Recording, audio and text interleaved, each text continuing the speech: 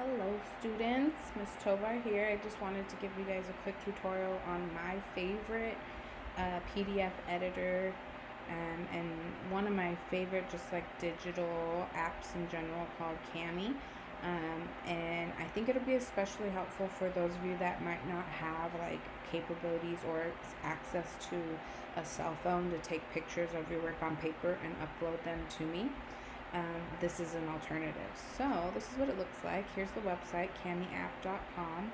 I also am going to have a special link for you that you can use to access some special features. This is what it looks like when I sign in. So I sign in.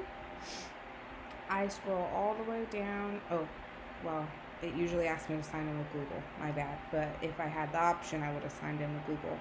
Alright, and then if you use the link that I give you, this is the first screen that you should see. It should say like open from Drive in case you want to open something from there, open from your computer, create classroom assignment, or a new blank page. So if you have something that already exists that you want to edit, use one of those three. Actually, you can't even create a Google Classroom assignment. You won't have that one. But you should have this one, blank page. I like blank page because if it's graphing, you can use grid or lined if you want to write on the lines. I am going to go with a grid. And so it made me a document and it just titled it grid for me. You can edit the title up here, or later on you can download it once you're ready to save and save it to your Google Drive, and it'll be real easy to upload to Google Classroom. Another option is the Save button. If it's already on Google Drive and you make changes to it, hit Upload and it'll like resave it for you. Let's say you don't want to put it on Google Drive, you just want to put it on your computer. It's going to save as a PDF.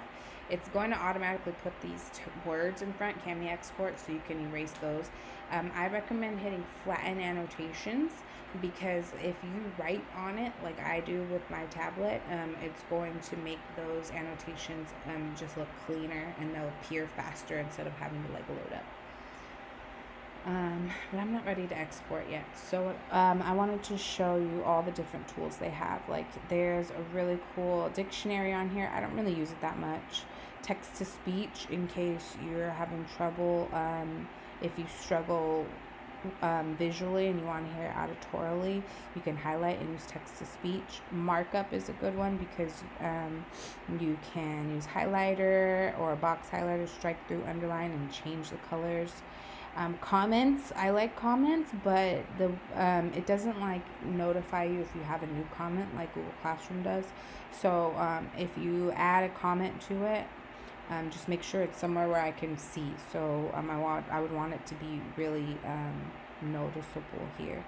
And you usually add the comment to text or a certain part of the document. Okay, now here's the part that I like, the equation editor, because you can type in your math equation. So let's say I'm doing problem number 1, type it in, and it lets me put in symbols if I need to put in symbols. Those are pretty easy to find.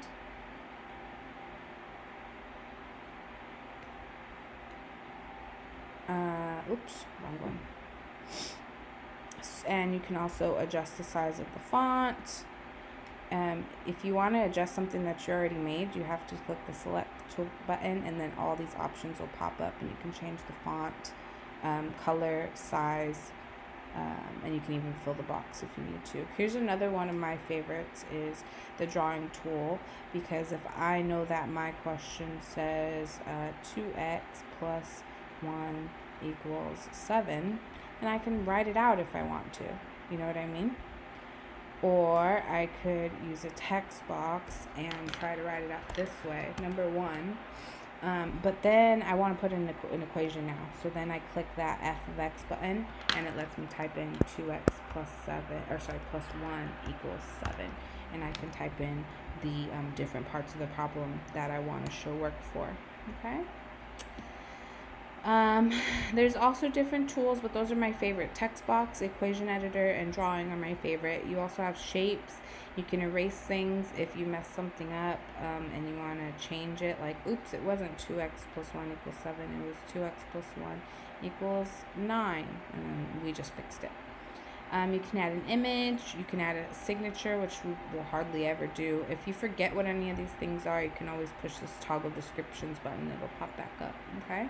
And then, let's say you're ready to download it, just download it to Google Classroom with all the annotations, means everything that I wrote on it will show up. I just want to save it as, let's save it as, I guess we'll just say practice homework. Practice. You can even select the file that it goes to. These are my accounts that I use Kami with, and I can put it anywhere I want. I have a specific Kami uploads folder where I like to put things, and then as long as I title it well enough, I'll be able to find it. Don't forget to click flatten annotations, and then I just begin export, and I'll know where to find it in my Google Drive. And then if I go over to Google Classroom and I need to upload something to for an assignment, I just do it the same way. I'll click Add, Google Drive, and then find this file and attach it to the assignment, okay? I hope this helped, though, especially, like I said, those of you that need a way to be able to show your math work to get full credit without, like, taking pictures of a piece of paper. All right, well, take care, guys. I really hope this was helpful for you.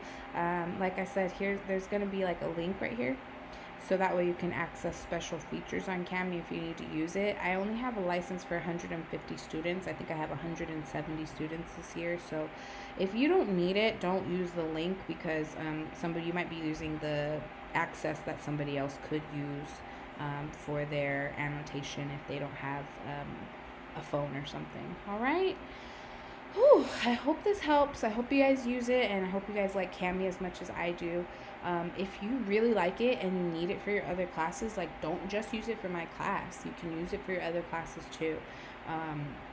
It's something that I pay for, and because I like to use it, and it comes with the student access feature. So if you can take advantage of it, take advantage of it, and I'm glad it helps. All right, take care, and I'll talk to you later.